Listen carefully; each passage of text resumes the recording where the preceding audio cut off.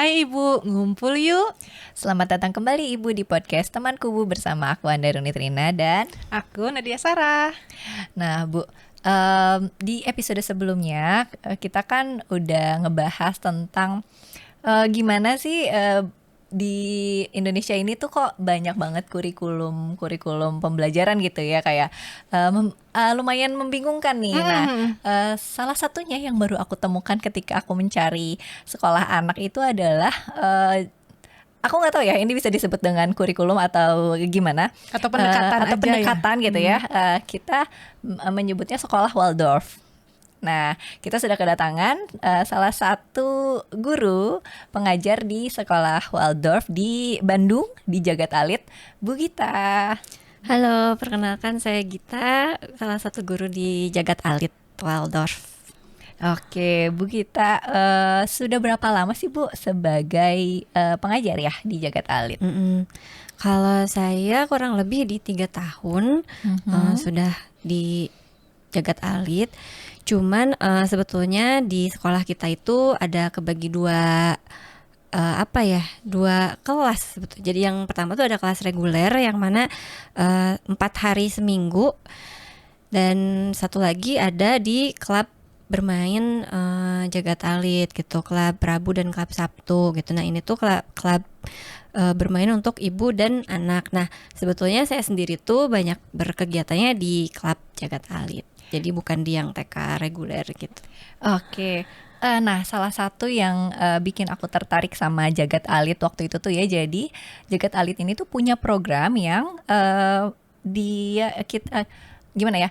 Program di sekolahnya ini tuh cuma satu minggu satu kali, dan kita itu datang ke sekolah tuh bersama-sama dengan anak gitu. Jadi dulu anakku yang punya isu separation anxiety itu tenang gitu bisa datang ke sekolah bersama ibunya gitu loh, ditemenin. Nah itu tuh cuman kayak salah satu yang aku highlight aja gitu ya. Tapi selain itu juga banyak hal tentang Waldorf yang menurut aku tuh menyenangkan gitu. Nah mungkin dari Bu Gita bisa diceritain kayak secara gambaran sekolah Waldorf di Indonesia mungkinnya yang Bu Gita tahu itu kira-kira kayak gimana, boleh nggak sih dikasih tahu ibu-ibu yang di sini? Boleh. Ini aku akan menceritakan tentang sekolah di tempat aku mengajar aja ya. Oke, karena baik. aku juga belum begitu tahu untuk ke sekolah yang lain gitu. Meskipun memang sama-sama Waldorf ya, siapa tahu aja ada yang beda gitu. Meskipun ya kurang lebih mungkin sama gitu ya. Nah kalau di sekolah Waldorf sendiri sebetulnya kita mungkin bicara tentang Waldorfnya dulu ya. Oke. Nah, si Waldorf ini sebetulnya percaya bahwa manusia itu tumbuh melalui beberapa tahapan perkembangan. Okay. Nah, kalau misalkan perkembangan pada anak itu dibagi per 7 tahun, 0 sampai 7 tahun, 7 sampai 14, dan 14 sampai 21 gitu. Yang mana di setiap 7 tahun ini tuh kebutuhan anak juga beda-beda, dan fokus perkembangan anaknya juga beda-beda gitu. Untuk saya kebetulan kan saya di 0 sampai 7 nih. Jadi fokusnya ya di situ aja gitu ya. Nah, seperti apa nih sekolah Waldorf di sekolah untuk 0 sampai 7 tahun gitu ya. Nah, kurang lebih sih di sekolah Waldorf kita tidak mengajarkan baca dan tulis dan berhitung. Sampai Ya, sampai 7 tahun. Oke. Jadi memang di TK Waldorf tuh emang kita nggak belajar itu, tidak mengajarkan itu. Makanya di sekolahnya pun tidak ada papan tulis atau tidak ada gadget. menarik ya, nggak ada papan tulis. Iya, sekolah tapi gak ada papan tulis gitu. Gak ada buku juga gitu. Bahkan buku juga gak ada. Buku dan alat tulis juga gak ada. Dan memang kita tidak tidak menulis sih, memang tidak menulis di sekolah gitu. Tapi kita menyediakan, memfasilitasi perlengkapan untuk menggambar, karena itu mah udah bukan nulis ya, kan gambar. Dan Iya, berbeda ya. Terus yang kedua biasanya mix age. Jadi memang kita nggak ada kayak kelas 0 kecil 0 besar gitu. Tapi dalam satu kelas itu satukan gitu. Ada anak yang umur 3 tahun, ada juga yang umur 5, ada yang umur sebentar lagi 7 dan mau ke SD, itu kita satukan. Nah, kenapa nih di mix age kayak gitu? Nah, itu karena Waldorf itu sebetulnya suasananya itu meniru yang ada di rumah gitu. Jadi ada kakak, anak yang lebih tua gitu, ada adik anak yang lebih muda gitu, ada juga yang kesebayaan gitu untuk teman main, kemudian ada bapak dan ibu guru yang mana mereka juga melakukan kalau di Waldorf itu anak-anak tuh di encourage untuk self direct play. Jadi anak akan dipersilahkan untuk bermain berdasarkan kehendaknya. Jadi anaknya mau main apa, mangga gitu. Lalu apa nih peran guru di kelas Waldorf gitu ya? Peran guru di sini adalah sebagai sebagai tentu saja kalau untuk mengawasi dan mengobservasi itu kita melakukan itu, tapi peran utama guru tuh adalah sebagai orang dewasa yang menjadi contoh bagi anak-anak gitu. Karena di 0 sampai 7 tahun anak itu biasanya belajar melalui proses imitasi, sehingga ya kita sebagai gurunya harus melakukan hal-hal yang patut, yang layak diimitasi oleh anak-anak gitu. Jadi untuk suasananya seperti itu, kemudian dari segi mainan-mainannya kita banyak mainan-mainan yang open ended. Jadi memang sengaja seperti tidak selesai gitu bentuknya. Ada mungkin dari biji-bijian atau misalkan mangkok dari batok kelapa gitu. Ada juga sebetulnya mainan-mainan dari kayu yang memang menyerupai benda tertentu atau kayak binatang deh gitu. Tapi memang itu juga sengaja tidak dibentuk jelas dan detail. Jadi menjaga agar tetap open ended. Tujuannya apa? Tujuannya adalah agar anak-anak tuh bisa memainkan itu semua berdasarkan yang mereka mau gitu. Jadi ketika ada bongkahan kayu, ini bisa jadi daging, tapi ini bisa juga jadi tembok, atau ini bisa juga jadi menara, ini bisa jadi apa aja, dan itu tuh mendukung kreativitas anak gitu. Kayak kita kan ingin membesarkan anak yang kreatif, tapi kalau misalkan sejak dini sudah dikenalkan dengan segala sesuatu yang fix gitu ya tidak akan terbentuk kreativitas itu di dalam benak anak gitu. Menarik ya. Kayak Jadi gitu. ternyata itu tuh tujuannya tuh ternyata luas banget gitu. Luas banget, mengasah kreativitas anaknya itu ya. dari itu baru dari segi mainan. Dan selain itu juga di sekolah Waldorf biasanya kita memfasilitasi ruang terbuka untuk anak juga bermain. Biasanya ada kolam pasir untuk anak bermain pasir, mengenal tekstur, dan di sana juga bisa terjadi permainan yang bahkan kita juga gak bisa kebayang, tapi sama anak mah kebayang gitu. Kemudian ada juga beberapa mainan yang melatih movement dan balance, kayak ada papan panjat atau papan titian, terus ada yang bisa anak naikin, dipanjatin, ada pohon juga untuk dipanjat anak-anak gitu. Dan ruang terbuka untuk anak berlari-lari gitu sih. Oke.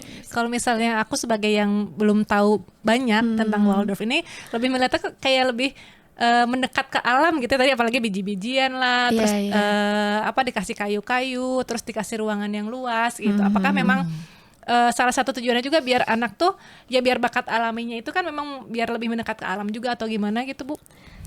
Sebetulnya lebih dari itu. Ini agak berat juga sih sebetulnya membahas ini. Jadi kalau misalkan kita di Waldorf, kita memandang anak itu bukan sebagai miniatur orang dewasa. Jadi kita memandang anak tuh sebagai makhluk yang baru turun ke bumi gitu. Dan dia tuh punya misinya sendiri di bumi ini tuh mau ngapain gitu. Jadi anak tuh bukan kertas kosong, anak tuh udah punya misi tersendiri itu di bumi ini. Dan tujuan kita itu adalah mendukung pertumbuhan anak untuk dia nanti bisa mencapai misinya gitu. Dan itu tuh dimulai dari mana awalnya? Dimulai dari kehendak gitu, dari willing. Kalau orang-orang Waldorf biasanya bilangnya willing gitu. Dan itu tuh fokus pertumbuhan anak di usia 0 sampai 7 tahun itu memang di willingnya. Sehingga semua mainan, semua yang ada di sekolah itu disajikan gitu agar anak tuh melatih kehendak anak gitu. Ya kayak gitu sih. Biar tumbuh keinginan untuk melakukannya teh dari dalam diri gitu ya. Bukan dari dorongan dari mana gitu. Bukan kayak diarahkan, tapi aku mau bikin ini tuh ya dari diri aku sendiri gitu. Kayak gitu. Makanya itu juga kenapa untuk orang yang baru pertama mencicipi Waldorf gitu ya, kok guru-gurunya tuh nggak ngapa-ngapain gitu. Terlihatnya jadi gitu ya. Terlihat kayak gurunya asik sendiri, anak-anaknya main sendiri gitu. Kok anak saya nggak diajarin menulis atau diajarin, kalaupun misalkan nggak menulis gitu ya, ya apakah eksperimen apa gitu ya, kok kayak gitu sih di sekolah Waldorf gitu. Itu karena memang di fokus 0 sampai 7 tahun kita fokus di willing, fokus di kehendak. Jadi kita yang bisa kita lakukan adalah memfasilitasi dan si kehendak itu biar muncul sendiri pada anak. Nah selain itu sebetulnya kita juga memberikan contoh agar anak nanti meniru kita gitu. Meskipun memang tidak secara langsung, Nina ini cara mainnya kayak begini, enggak, tapi kadang kita juga kayak ya udah melakukan itu, terus anak tuh melihat dan nantinya anak itu melakukan sendiri dan itu muncul dari kehendaknya dia sendiri. Nah itu biar apa sih sebenarnya gitu. Sebetulnya tujuannya adalah ketika nanti dia dewasa, dia akan ingin melakukan sesuatu bukan karena paksaan dari luar, bukan karena ya kan memang harus kayak gitu, tapi karena ya aku ingin melakukannya gitu. Aku ingin melakukan kebaikan bukan karena iming-iming ya nanti kalau baik dikasih jajan sama ibu misalkan atau apa, tapi ya memang itu muncul dari kehendak dia sendiri. Oke. Menarik ya, menarik banget ini, terlalu banyak yang pengen ditanya. Tapi tadi menariknya dari yang sisi gurunya yaitu gurunya kan berarti kan istilahnya agak berbeda dengan guru-guru sekolah lain gitu. Nah untuk jadi guru Waldorf sendiri tuh apakah ada pelatihannya dulu kah? Ada sertifikasinya dulu? Misalnya sekolah Montessori itu kan harus ada sertifikasinya dulu gitu. Nah, apakah kalau misalnya di Waldorf juga seperti itu? Terus kalau misalnya seperti itu tuh apa aja sih yang tahapan yang harus dilakukan sampai akhirnya bisa jadi guru di sekolah Waldorf? Oke. Kalau misalkan ngobrol kualifikasi ya, kualifikasi itu seperti seolah-olah kita harus sudah memiliki itu semua, baru kita bisa menjadi guru Waldorf gitu ya. Nah tapi kalau misalkan di sekolah saya ini gitu ya di Jagat Alit, yang perlu dimiliki itu sebetulnya 2 dulu deh gitu. Yang pertama adalah willingness to learn ya, willing to learn. Dan willing to do sih, jadi kayak mau belajar gak nih gitu, kita belajar sama-sama, jadi sambil jalan. Tapi untuk ininya sendiri ya, prinsip Waldorfnya sendiri, ada kutipan dari Rudolf Steiner. Rudolf Steiner itu yang pencetus Waldorf ini gitu. Ada sebuah kutipan, bunyinya kayak gini: receive the children in reverence, educate them in love, let them go forth with freedom. Kurang lebih kayak gitu. Jadi emang yang pertama harus dimiliki tuh reference dulu nih. Reference tuh rasa takjub terhadap anak gitu. Kita gak melihat anak sebagai kayak ini manusia kecil yang lari-lari gitu ya. Tapi kita melihat anak tuh lebih takjub dari itu. Ketika kita memiliki ketakjuban itu, kita juga jadi berbeda nih melihat anak gitu. Ketika anak tantrum atau apa juga tetap masih bisa senyum ya, karena kita merasa ketakjuban itu gitu. Jadi yang pertama ketakjuban dulu, yang kedua baru nanti kita educate them with love, bersamai mereka dengan penuh cinta. Nah itu kalau dari segi modal yang perlu kita miliki sebelum jadi guru Waldorf. Nah selain itu ya guru Waldorf juga sebetulnya berperan sebagai orang dewasa yang layak ditiru itu, sehingga ya sebagai guru Waldorf kita tuh harusnya lifelong learner, nggak boleh berhenti belajar gitu, untuk menjadi manusia yang lebih baik biar bisa menjadi contoh yang baik juga buat anak-anak. Nah salah satunya adalah melalui ada juga pendidikannya namanya Waldorf Early Childhood Education. Kebetulan ini jadi agak masuk sedikit gitu ya, mau promosi sedikit. Si Waldorf Early Childhood Education ini sedang berlangsung kebetulan, jadi nanti di bulan Mei, adanya di akhir bulan Mei gitu. Jadi barangkali mau tertarik juga untuk mempelajari Waldorf dan antroposofi, itu juga bisa melalui itu. Nah salah satunya juga ya yang dilakukan guru-guru adalah menambah ilmu dari situ, meskipun itu bukan menjadi syarat pertama gitu ketika apply jadi guru Waldorf gitu. Tapi alangkah baiknya kalau semua guru pun mendapat pelatihan itu kayak gitu sih. Kalau menurut Bu Gita nih, dari sebelum Ibu pelatihan dan setelah Bu Gita mengikuti pelatihan itu, ada nggak sih interaksi yang berbeda antara Ibu dan murid?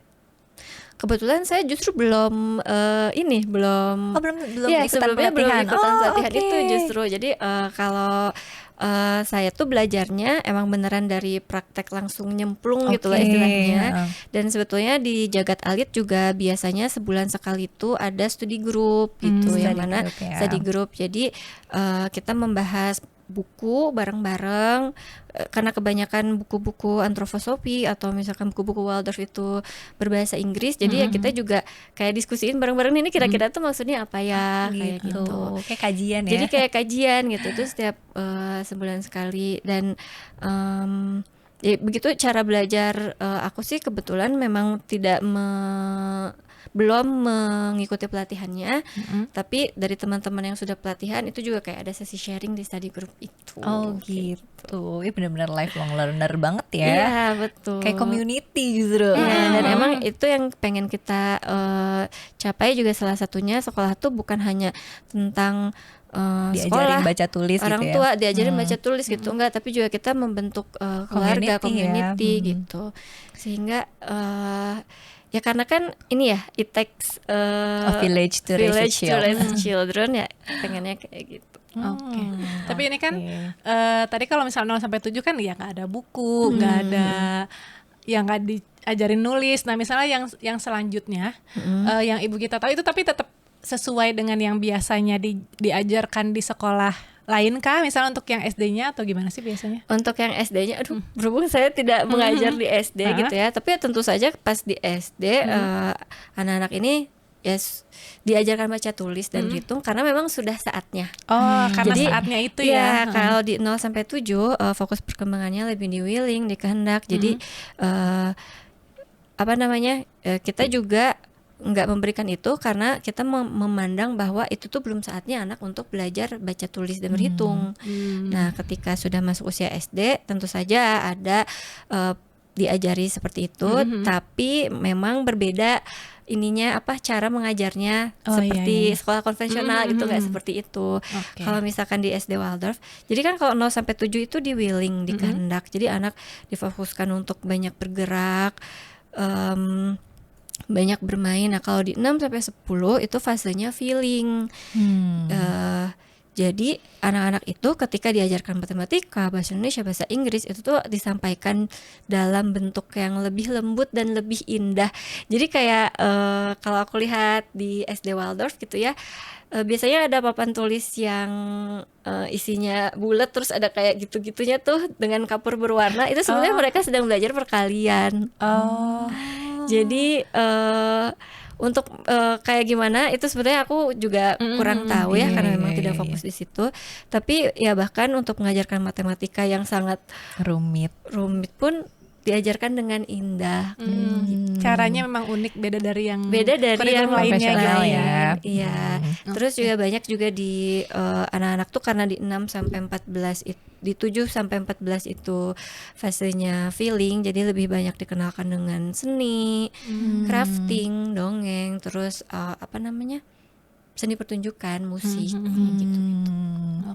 Oke. Nah, selama ini ya gitu ya, dari pas awal begitu mengajar di Waldorf ini, ada nggak sih Bu karakteristik khusus yang kelihatan di anak-anak Waldorf yang mungkin kalau misalnya Ibu Gita ngelihat ini tuh, ini kayak anak Waldorf gitu, atau mungkin Bu Gita bisa kayaknya ini cocok deh untuk disekolahin di sekolah Waldorf. Ada nggak sih Bu hal-hal khusus kayak gitu? Kalau misalkan bicara Waldorf kan sebetulnya bicara manusia gitu ya, yang mana kan manusia teh ya beda-beda gitu kan. Iya. Tapi kalau misalkan untuk cocok atau tidaknya seorang anak di Waldorf, justru kita tuh tidak melihat ke situ. Jadi kita kan melihat bahwa yaitu tadi manusia itu berkembang di beberapa tahapan, dan 0 sampai 7 itu tahapannya seperti begini gitu ya. Nah, semua anak bisa banget masuk sekolah Waldorf gitu. Tapi justru sebetulnya cocok dan tidaknya itu ada pada orang tua. Karena biasanya orang tua itu punya ekspektasi tersendiri, anaknya itu harus sudah bisa apa di umur sekian gitu. Exactly. Yang mana bisa jadi si pandangan orang tua ini mungkin aja berseberangan dengan pandangan Waldorf yang seperti itu, sehingga ada ekspektasi yang tidak terpenuhi nih gitu. Jadi ya mungkin kalau misalkan cocok atau tidak cocok, kayaknya semua anak tuh bisa masuk Waldorf gitu. Tapi justru yang dan bisa masuk Waldorf dan berproses di sana gitu. Yang biasanya ada ketidakcocokan biasanya sih di orang tuanya, kayak anak saya kok diem aja ya pas masukin ke kelas Waldorf gitu. Padahal sebetulnya kalau kita guru-guru di sana, ketika melihat anak sedang diem, terus anak kok nggak diem kok sebetulnya. Mungkin imajinasinya lagi berjalan gitu ya. Bisa jadi dia tuh observe teman-temannya main, dan nanti dia akan meniru itu di rumah. Karena itu anak tuh kan belajarnya dari meniru. Mungkin anak kayak di sekolah tuh diem gitu ya, kayak gak ngapa-ngapain, tapi sebetulnya bisa jadi dia observe terus nanti akan ditiru di tempat lain, atau mungkin dia juga sedang berimajinasi gitu, sedang bikin cerita-cerita gitu. Ya itu kita nggak ngasih label apapun ini anak cocok atau tidak cocok gitu, seperti itu sih. Oke. Ya karena itu apa namanya, pada dasarnya untuk manusia gitu ya, jadi manusia manapun manusia bisa gitu ya. Bisa, cuman dari prinsip orang tuanya sendiri nih inginnya seperti apa gitu ya. Oke, berarti ini kayak catatan untuk orang tua ya. Mungkin akan cocok nih untuk kayak aku gitu ya, cewek-cewek bumi. Aku suka banget, kayak aku senang banget di sekolahnya Moka waktu di Jagat Alit ini tuh, karena sangat dekat dengan alam, benar tadi kata Nadia, sangat dekat dengan alam. Bahkan aku tuh kayak, ini sekolah ada kandang ayam. Ada kandang ayam loh gitu kan, kayak kenapa sih melihara ayam gitu ya. Dan baru belakangan ini aku justru pengen melihara ayam sekarang. Malah jadi ibunya yang pengen. Jadi kayak itu dia, kayak mungkin ada orang tua yang mungkin lebih ingin dekat dengan alam, terus lebih ingin membebaskan anaknya lari-larian tuh bebas banget di Jagat Alit waktu itu tuh. Jadi kayak mungkin ya itu dia sih, perlu dipertimbangkannya dari sisi orang tuanya, apakah pengen anaknya sudah bisa baca tulis sebelum umur 7 tahun, atau ya memang ingin menumbuhkan karakter dulu nih, fondasinya dulu anaknya dari usia dini gitu. Nah, yang salah satu yang aku cocok dengan Waldorf ini juga tuh, aku kayak merasa ini tuh sejalan dengan fitrah based education gitu. Jadi kayak menurutku sih Waldorf adalah salah satu sekolah Moka yang paling menyenangkan gitu buat aku. Senang sekali mendengarnya. Ini kebetulan gitu ya, jadi kayak ada testimoni dari orang tua murid. Ada pengalaman pribadi yang mungkin ibu-ibu yang dengar ini juga, misalnya yang merasa aku mirip ya sama Uni yang cewek bumi. Pengen anaknya belajar masuk sekolah tapi nggak yang terlalu formal, terus pengen meningkatkan willingness tadi yang kata lebih ke karakter, lebih bukan ke akademik banget lah gitu. Ya siapa tahu mungkin cocok juga dengan Waldorf ini gitu. Boleh banget Bu cari tahu kurikulum Waldorf. Bisa juga ke Instagramnya Jagat Alit ya. Iya. Sebenarnya Instagramnya ada 2. Yang pertama Instagram TK sama Instagram Club gitu. Nah untuk TK-nya di jagatalit.waldorf. Kalau nggak salah ya, nanti nanti dicatat lah. Nanti kita kasih di bawah gitu. Terus yang kedua ada di club.jagatalit. Nah bedanya itu sih yang tadi ritmenya kalau si TK reguler ini 4 hari seminggu, kalau yang klub sehari seminggu sekali dan bersama bisa orang tua. bersama orang tua. Tapi kalau yang TK berarti nggak sama orang tua? Kalau di TK jadi ya benar anak-anak dan guru-guru aja gitu. Menarik banget ya. Sebenarnya sih klub ini tuh untuk ini juga sih, untuk pemanasan. Kalau misalkan emang ada tujuan mau ke TK Waldorf, biar anaknya sudah kenal ritmenya, sudah kenal dengan lingkungannya, ini juga bisa jadi kayak pemanasan biar nggak kaget ya. Biar nggak kaget karena masih ditemenin sama ibu kan. Dan di klub tuh, kalau di klub kalau di TK kan udah jelas ya ibunya nggak ikut, kalau di klub ntar ibunya ngapain nih gitu. Nah sebetulnya kalau di klub ibu-ibu juga nggak selalu ngintil anaknya kemanapun gitu, karena justru kita tuh pengen memisahkan ibu dan anak gitu. Jadi ibu-ibunya biasanya melakukan crafting. Jadi ada satu guru yang in charge untuk ngajarin crafting ibu-ibu. Jadi ketika ibu-ibu anteng berprakarya gitu crafting, anak-anak juga akan meniru rasa anteng itu, karena anak itu sekeren itu loh. Bukan hanya ucapan aja yang ditiru, bukan hanya kelakuan aja yang ditiru, tapi bahkan anak tuh bisa meniru emosi orang tua, meniru emosi orang-orang di sekitarnya gitu. Jadi ketika kita zen, tenang, anak-anak juga bisa meniru itu. Ketika kita lagi pernah merasa nggak sih Bu, misalkan kita lagi banyak pikiran, tapi kenapa sih udah lagi banyak pikiran anak tiba-tiba ikut pusing juga gitu loh. Karena sebetulnya anak tuh sensitif dan sepeka itu. Makanya di umur 0 sampai 7 tahun kita mencoba untuk segentle mungkin, sedekat dengan alam mungkin, karena memang itulah yang anak butuhkan gitu. Dan ya menjauhkan dari distraksi seperti layar dan lain-lain. Seperti itu. Oke, ini menarik banget, tambah menarik lagi karena ternyata ibunya, jadi bagi ibu-ibu yang nonton ini gitu ya, pengen anaknya sekolah tapi ibu juga pengen nih berkarya. Nah ini pas banget ya, ada di Klub Jagat Alit yang bisa ibu ikuti di setiap hari Rabu dan Sabtu. Rabu atau Sabtu. Rabu atau Sabtu, pilih salah satu gitu ya. Ya betul sekali. Oke. Terima kasih banyak Bu Gita udah memaparkan banyak hal tentang Waldorf. Mungkin banyak banget ibu-ibu di sana yang belum tahu sama sekali kalau ada sekolah yang seperti ini gitu ya, yang semenyenangkan ini.